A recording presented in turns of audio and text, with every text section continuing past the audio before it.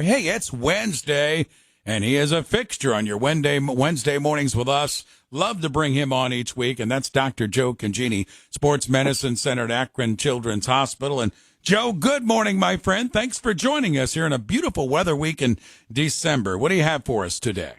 Beautiful morning. That's right, Ray. We got to be thankful for those days we have here in December. And Ray, I just wanted to just speak briefly about some of the things maybe that we can learn from the issue that happened with Bronny James. I mean, we talked at the beginning. It's now been 5 months ago. It was in July that he had a cardiac arrest. And he returned to the first game about 3 or 4 nights ago, I think, against Long Beach State. And so that was really kind of a victory. And it kind of signifies and talks to the fact that we've learned a lot about heart conditions that affect athletes. And so I kind of want to review 4 things that we learned from the Bronny James incident. First of all, everybody who talks to me asks me, what was the congenital heart defect that he had? And the fact of the matter is, in looking at, in preparing for talking to you today, I probably looked at least 20 articles. There's not anywhere where they said specifically what type of congenital heart defect. Obviously, there's speculation out there. I'm not one that wants to get into speculation at all. If the family wanted to say exactly what type of heart problem it was, then what type of surgery and whatever. But I just want to say, what can we learn from this thing? So it is obvious that he had a cardiac arrest back in the day, and I lived through it in, 20, 30 years ago with this type of cardiac arrest. Very frequently there was, we would have sudden cardiac death with some of these issues. And that was a concerning and scary thing. We can remember back to the days where we lost otherwise young, healthy people. And that's a bit of a change now. So that's what I kind of wanted to review. So 4 things. Number 1, as a parent of a kid who plays sports, getting that physical is still important. That heart examination as part of the sports physical is important. But we also need to know as parents that doesn't tell us everything about the heart. So we don't always, when we have that sports physical heart exam, we don't always answer all the questions of what can lead to congenital heart problems and cardiac arrest. We know that. For a long time, the debate back before the turn of the century was, in the 90s and stuff, should we get or could we get an echocardiogram, EKGs on every single kid that plays sport? That's 30 million kids in this country that we'd have to do those very expensive tests on, and there was debates going back and forth about it. But then came number 3 was the game changer. About 10 or 20 years ago now probably, came the AED. And the automated external defibrillator, the AED, really changed the whole game, Ray, as you know. And so it's been just great. As my good friend, the cardiologist at Children's, who's such a great, does such a great job teaching and saving lives, John Clark says, he doesn't know of a single case where the AED was used properly and it did not, save this person from getting back to normal heart rhythms. And so from the standpoint of we need to know that everywhere where kids play sports, pretty much now in the school sports, there are AEDs available. If you check with your athletic trainer at your high school, very frequently the athletic trainer will have the AED right at their side or bring it right out onto the court or the gym or wherever people are playing sports. But even remember, if your kid is playing a club sport or you're going to just a gym overall, just ask the question, do you have AEDs? Does everyone know where the AEDs are? It's really important, even when we get into the outdoor sports season, of having these game-changing, life-saving devices available at the side. And it's also really helpful if somebody knows CPR. So in going back to the Bronny James story, is there was a trainer at the side, knew CPR, had the AED there. The details of which, whether it was used in this case or not, the fact of the matter is it's really an important question for you as a parent to know is, do we have this defibrillator available?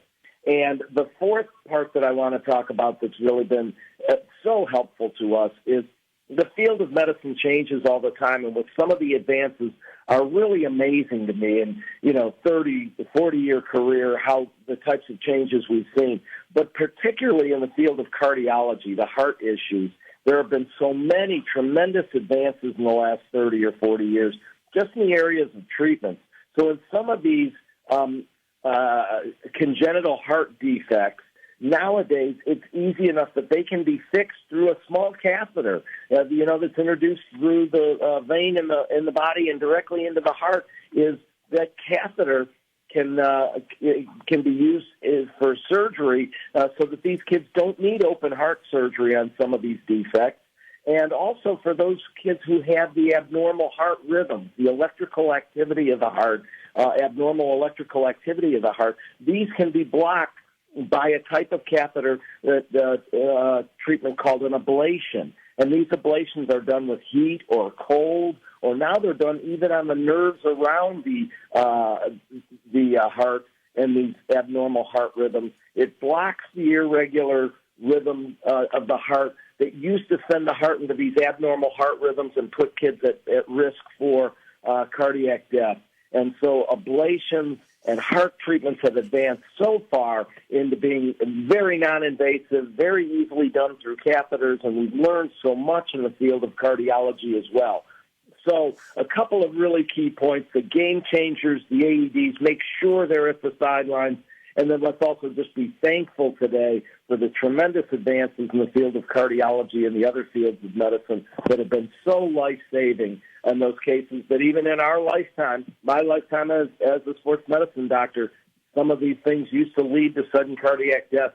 So many of them now we can save lives through these advances in surgery and AEDs. Joe, a couple of things, and you mentioned the physical with a simple heart test is okay, but it's not as thorough as it could be. And I know from having 4 children come up through school districts that there might be some of us, and I know I'm one of them, uneducated, where some school districts will offer for a charge, let's say it's $20, $15, $25, well, they'll bring in a heart testing machine, and I'm not sure what that is. That's where I'm uneducated, but they will offer that to some students to do further heart testing. And I thought, do you know about that? And if so, is that an area that you would recommend a lot of parents going to? Yeah, Ray. I would not, say that the heart test is inadequate or anything else. It's just limited. There's only so much through listening with the stethoscope and examining the office that you can pick up.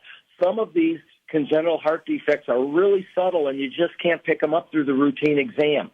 You are not, not educated. You are the most educated person I ever talked to on the medical field.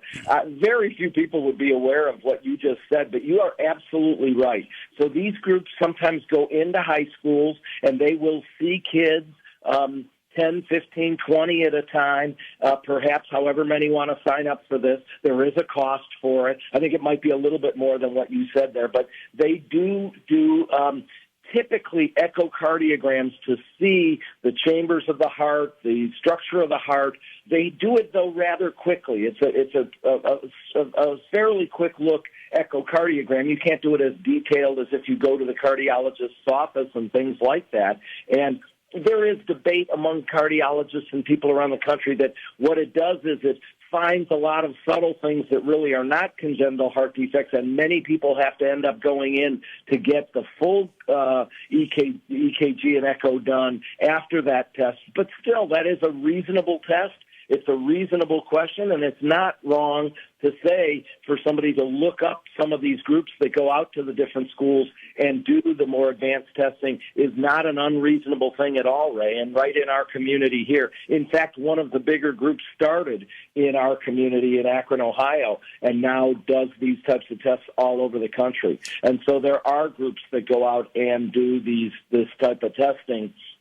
Again, many times we find things maybe that need further testing. It really, in other words, they may be overly sensitive in some areas, but we like that more than being less sensitive. That was some of the debate years ago. Was it picked up some things and had people having to get into the heart doctor's office, the cardiologist, for further testing when it was maybe not necessary. But there's no doubt that that is available, and very, very astute of you to know that question. With us is Dr. Joe Congini, Sports Medicine Center, Akron Children's Hospital. You know, Joe, I think a lot of people really want to learn more about cardiac arrest and certainly where it could lead. I was reading earlier this morning some of the most Googled events of 2023, and at the top of the list was the Israel and Hamas war, and in there was the explosion of that submarine that went below. But number 4 on the list was Damar Hamlin, and we're almost 1 year away. It happened in January of 2023.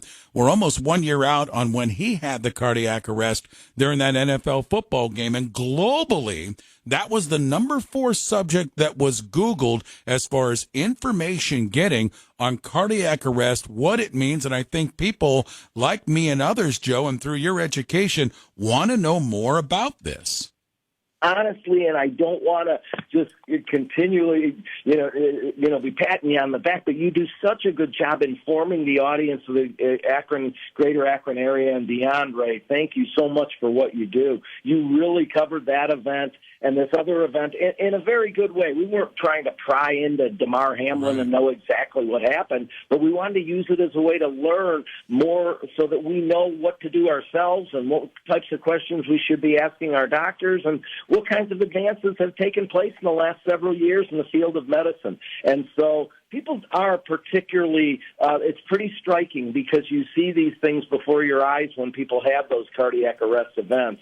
And many of those that are in our age range do remember when some of those cases of cardiac arrest did not end well. And so at this stage, those are less common. They don't happen as frequently, but people do ask a lot of questions about those things. And, boy, that's really interesting to me that was number 4 on the list. Joe, as always, my friend, thank you for taking time. I know your schedule's busy, but we love you on Wednesday mornings here on WAKR for the last 25-plus years. Thanks again this morning, and we're going to reconnect again next week. Thanks, my friend.